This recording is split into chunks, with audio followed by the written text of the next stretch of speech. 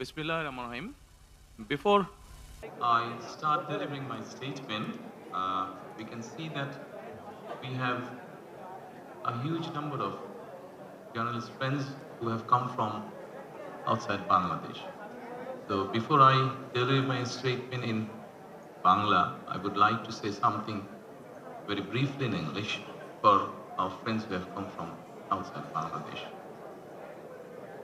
Dear fellow citizens, distinguished journalists from home and abroad, good afternoon and Assalamu alaikum.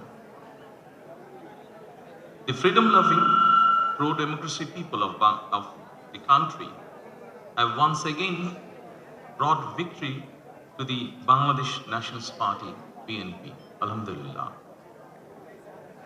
This victory belongs to Bangladesh. This victory belongs to democracy. This victory belongs to the people who aspire to and have sacrificed for democracy. From today, we are all free, with the true essence of freedom and rights restored. I congratulate the people of Bangladesh by overcoming all obstacles. You have paved the way of establishment of democracy in the country. We are about to bring our journey in a situation marked by a fragile economy, left behind by the authoritarian regime, weakened constitution and statutory institution, and a deteriorating law and order situation. With your spontaneous participation, after more than 1.5 decades, a parliament and government accountable to the people through direct voting are being established in the country. To ensure that no evil force can reestablish autocracy in the country, and to ensure that the nation is not turned into a subservient state, we must remain united and uphold the will of the people. A total of 51 political parties participated in this election, including Jamaat-e-Islami, NCP, Islami Andolan Bangladesh, Jamaat Ulema Islam, and Gano Adhikar Parishad, among others. I extend my sincere congratulations to every political party that participated in the national election, irrespective of the results. In a democratic state and political system, political parties are the true beacon of democracy. If both the government and the opposition play responsible roles from their respective positions, democracy will surely take institutional form in the country. I call upon all democratic political parties that participated in the election. Your ideas and views are important to us in the nation-building process. Our paths and opinions may differ, but in the interest of the country, we must remain united. I firmly believe that national unity is our collective strength, while division is our weakness. Dear friends, now I would like to deliver my statement in Bangla. My colleagues, they will provide you the translated copy after I finish. Thank you so much.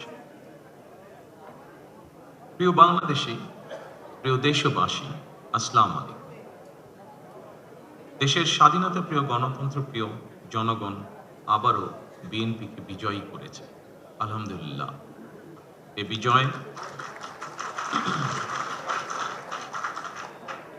বিজয় বাংলাদেশের, এই বিজয় গণতন্ত্রের, এই বিজয় গণতন্ত্রকামী জনগণের। আজ থেকে আমরা সবাই স্বাধীন। আমি দেশের সকল জনগণকে জানাই আন্তরিক অভিনন্দন। সকল প্রতিবন্ধকতা মোকাবেলা করে আমরা দেশের গণতন্ত্র প্রতিষ্ঠার পথ সুগম করেছি। ফ্যাসিবাদের রেখে যাওয়া ভঙ্গুর অর্থনীতি অকার্যকর করে দেওয়া সাংবিধানিক এবং বিধিবদ্ধ প্রতিষ্ঠান এবং দুর্বল আইন শৃঙ্খলা পরিস্থিতি, এমন একটি পরিস্থিতির মধ্যে দিয়ে আমরা যাত্রা শুরু করতে যাচ্ছি। আপনাদের স্বতঃস্ফূর্ত অংশগ্রহণের 1.5 দশকেরও বেশি সময় পর দেশে পুনরায় জনগণের সরাসরি ভোটে জনগণের কাছে জবাবদিহিমূলক সংসদ এবং সরকার প্রতিষ্ঠিত হতে যাচ্ছে। আর কোনো অপশক্তি যাতে দেশে ফ্যাসিবাদ কায়েম করতে না পারে, দেশকে তাবেদার রাষ্ট্রে পরিণত করতে না পারে, এজন্য আমরা সকলে ইনশাআল্লাহ ঐক্যবদ্ধ থাকবো এবং থাকতে হবে। জামাতে ইসলাম, এনসিপি, ইসলামী আন্দোলন বাংলাদেশ, জমিয়তুল ইসলাম, গণ অধিকার পরিষদ সহ 51টি রাজনৈতিক দল এই নির্বাচনে অংশগ্রহণ করেছিল। জাতীয় নির্বাচনে অংশগ্রহণকারী প্রতিটি রাজনৈতিক দলকেও আন্তরিক অভিনন্দন জানাই। গণতান্ত্রিক রাষ্ট্র এবং রাজনীতিতে রাজনৈতিক দলগুলো মূলত গণতন্ত্রের বাতিঘর। সরকার এবং বিরোধী দল যে যার অবস্থান থেকে দায়িত্বশীল ভূমিকা পালন করলে অবশ্যই দেশে গণতন্ত্র প্রাতিষ্ঠানিক রূপ পাবে বলে আমরা দৃঢ়ভাবে বিশ্বাসী।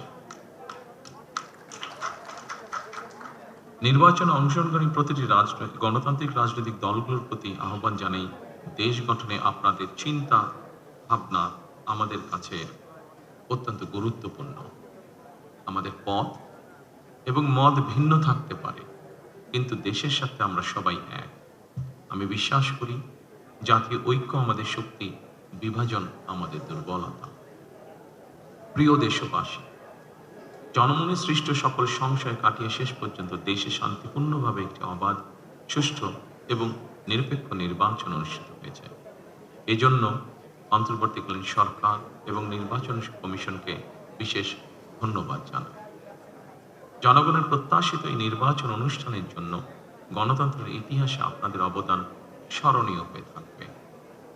নিরপেক্ষ নির্বাচন অনুষ্ঠানের সঙ্গে সংশ্লিষ্ট বিচারিক কর্মকর্তা, জনপ্রশাসন, সশস্ত্র বাহিনী এবং আইন শৃঙ্খলা বাহিনী সকল কর্মকর্তা, সদস্য এবং রিটার্নিং অফিসার, সহকারী রিটার্নিং অফিসার, প্রিজাইডিং অফিসার, সহকারী প্রিজাইডিং অফিসার এবং পোলিং অফিসার সহ সংশ্লিষ্ট ব্যক্তিবর্গ, আপনাদের আন্তরিকতা এবং দায়িত্বশীল ভূমিকা ছাড়া অবাধ এবং সুষ্ঠু নির্বাচন সম্ভব হতো না।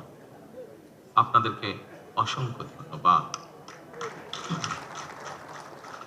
এই নির্বাচনে দেশি এবং বিদেশি গণমাধ্যম এবং পর্যবেক্ষকদের ভূমিকাও ছিল অত্যন্ত গুরুত্বপূর্ণ। আপনাদের প্রতিও রইল অকৃত্রিম শুভেচ্ছা।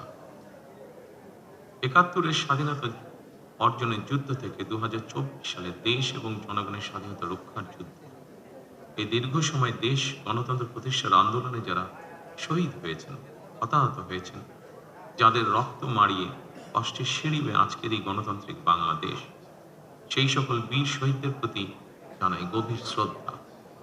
মহান আল্লাহ দরবারে তাদের মাগফিরাত কামনা করছি। যারা মানুষের গণ অধিকার প্রতিষ্ঠার সংগ্রামে প্রাণ দিয়েছেন, হতাহত হয়েছেন, দেশের গণতান্ত্রিকামী জনগণ আপনাদের ভূমিকাকে গভীর শ্রদ্ধার সঙ্গে স্মরণ করবে ইনশাআল্লাহ। প্রিয় দেশবাসী, জনগণের রায় পেলে বিএনপি রাষ্ট্র মেরামতের রূপরেখা উপস্থাপন করেছিল।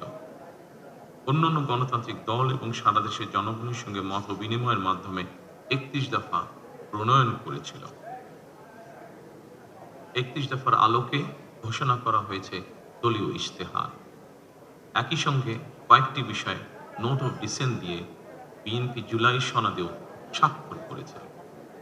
আমরা জনগণের কাছে প্রতিশ্রুতিবদ্ধ, প্রত্যাশিত প্রতিটি অঙ্গীকার পর্যায়ক্রমিকভাবে বাস্তবায়ন করব ইনশাআল্লাহ। সারা দেশে বাংলাদেশ জাতীয়তাবাদী দল বিএনপির সর্বস্তরের নেতা কর্মী সমর্থক ছাড়াও দেশের গণতান্ত্রিকামী জনগণের সামনে আজকের এই সময়টি অত্যন্ত গুরুত্বপূর্ণ এবং আনন্দের। এমন এক আনন্দঘন পরিবেশে আপসীন দেশনেত্রী বেগম খালেদা জিয়ার অনুপস্থিতি আমাদেরকে করেছে ভারাক্রান্ত। রাষ্ট্র ও রাজনীতিতে জনগণের অধিকার প্রতিষ্ঠার এমন একটি গণতান্ত্রিক সময়ের প্রত্যাশায় তিনি ফ্যাসিবাদের বিরুদ্ধে আপোষহীন লড়াই করেছিলেন। স্বৈরাচার কিংবা ফ্যাসিবাদের সঙ্গে কখনো আপোষ করেননি। দেশ এবং জনগণের স্বার্থের প্রশ্নে বরাবরই তিনি ছিলেন অটল, অবিচল। আমরা আল্লাহর দরবারে মরহুমা খালেদা জিয়ার মাগফিরাত কামনা করছি। প্রিয় দেশবাসী, স্বাধীনতার ঘোষকের প্রতিষ্ঠিত বাংলাদেশ জাতীয়তাবাদী দল বিএনপিকে দেশের জনগণ আবারও রাষ্ট্র পরিচালনার ম্যান্ডেট দিয়েছেন। জনগণ বিএনপির প্রতি যে বিশ্বাস এবং ভালোবাসা দেখিয়েছেন, এবার জনগণের জীবন মান উন্নয়নের জন্য নিরলস কাজের মাধ্যমে জনগণের এই বিশ্বাস এবং ভালোবাসার প্রতিদান দিতে আমাদেরকে ঐক্যবদ্ধভাবে কাজ করতে হবে। এবার আমি সারা দেশে বিএনপির সর্বস্তরের নেতাকর্মী সমর্থকদের ধন্যবাদ জানিয়ে বলতে চাই, শত নির্যাতন নিপীড়নের পরও আপনারা রাজপথ ছাড়েননি। গণতন্ত্র প্রতিষ্ঠাত সংগ্রামে অটুট ছিলেন, অনড় ছিলেন। এবার দেশ গড়ার পালা আমাদের। দেশ পুনর্গঠনের এই যাত্রায় আপনি, আমি, আমাদের প্রত্যেককে দায়িত্বশীল ভূমিকা পালন করতে হবে অবশ্যই। আমরা গণতন্ত্র এবং মানুষের অধিকার প্রতিষ্ঠার এই বিজয়কে শান্তভাবে, শান্তির সাথে, দায়িত্বশীলতার মাধ্যমে উদযাপন করেছি। নির্বাচনোত্তর বাংলাদেশে যাতে কোথাও কোনো অপ্রীতিকর ঘটনা না ঘটে, এই জন্য শত উস্কানির মুখেও আমি সারা বাংলাদেশে বিএনপির সর্বস্তরের নেতাকর্মীদের শান্ত এবং সতর্ক থাকার আহ্বান জানাচ্ছি। কোনো অপশক্তি যাতে পরিস্থিতির সুযোগ নিয়ে কোনো অপ্রীতিকর ঘটনা ঘটানোর সুযোগ নিতে না পারে, এজন্য নির্বাচন উত্তর নিরঙ্কুশ বিজয়ের অর্জনের পরও আমি সারা দেশে বিএনপি এবং জোটভুক্ত দলের সর্বস্তরের নেতাকর্মীদের বিজয় মিছিল বের করতে নিষেধ করেছিলাম। আমরা আল্লাহর দরবারে শুকরিয়া আদায়ের মাধ্যমে বিজয় উৎসব পালন করেছি। আমার বক্তব্য স্পষ্ট, যে কোনো মূল্যে অবশ্যই শান্তি এবং শৃঙ্খলা বজায় রাখতে হবে। কোনো রকমের অন্যায় কিংবা বিয়ানি কর্মকাণ্ড আমরা বরদাস্ত করব না। দলমত, ধর্ম, বর্ণ কিংবা ভিন্নমত যাই থাকুক, কোনো অজুহাতে অবশ্যই দুর্বলের উপরে সবলের আক্রমণ আমরা মেনে নেব না। ন্যায়পরায়ণতা হবে আদর্শ। আইনি শাসন প্রতিষ্ঠা করা না গেলে আমাদের সকল চেষ্টা ব্যর্থ হয়ে যেতে পারে। আইনি শাসন প্রতিষ্ঠায় সরকারি দল কিংবা বিরোধী দল, অন্য মত কিংবা ভিন্ন মত, প্রতিটি বাংলাদেশী নাগরিকের জন্যই আইন সমান। আইনের প্রয়োগ হবে বিধিবদ্ধ নিয়মে। নির্বাচনে একে অপরের বিরুদ্ধে কিংবা এক দল আরেক দলের বিরুদ্ধে প্রতিদ্বন্দ্বিতা করতে গিয়ে নির্বাচনের মাঠে হয়তো কোথাও কোথাও নিজেদের মধ্যে ভুল বোঝাবুঝির সৃষ্টি হয়ে থাকতে পারে। তবে এ ধরনের বিরোধ যেন প্রতিশোধ, প্রতিহিংসায় রূপ না নেয়, সে ব্যাপারে সবাইকে সতর্ক থাকার জন্য আমি আন্তরিকভাবে আহ্বান জানাচ্ছি। দেশে গণতান্ত্রিক জনগণের প্রতি আমার আহ্বান, আসুন যেভাবে আমরা গণতন্ত্র প্রতিষ্ঠার লড়াইয়ে ভূমিকা রেখেছিলাম, একইভাবে এবার দুর্নীতি এবং আইন শৃঙ্খলা নিয়ন্ত্রণ এবং জনগণের প্রতি জবাবদিহিতার মাধ্যমে আমরা বাংলাদেশকে একটি নিরাপদ, মানবিক বাংলাদেশ হিসেবে প্রতিষ্ঠার জন্য যে যার অবস্থান থেকে আমরা ভূমিকা রাখি। একটি নিরাপদ মানবিক গণতান্ত্রিক বাংলাদেশ প্রতিষ্ঠার যাত্রাপথে আমি ভিন্ন দল কিংবা ভিন্ন মতের সকলের সহযোগিতা কামনা করছি। বিশ্বের সকল গণতান্ত্রিক শক্তি, সকল প্রবাসী বাংলাদেশী এবং দেশের স্বাধীনতা প্রিয় জনগণের প্রতি আবারও বিজয়ের অভিনন্দন এবং ধন্যবাদ জানিয়ে আমার বক্তব্য শেষ করছি। আল্লাহ হাফেজ। বাংলাদেশ জিন্দাবাদ।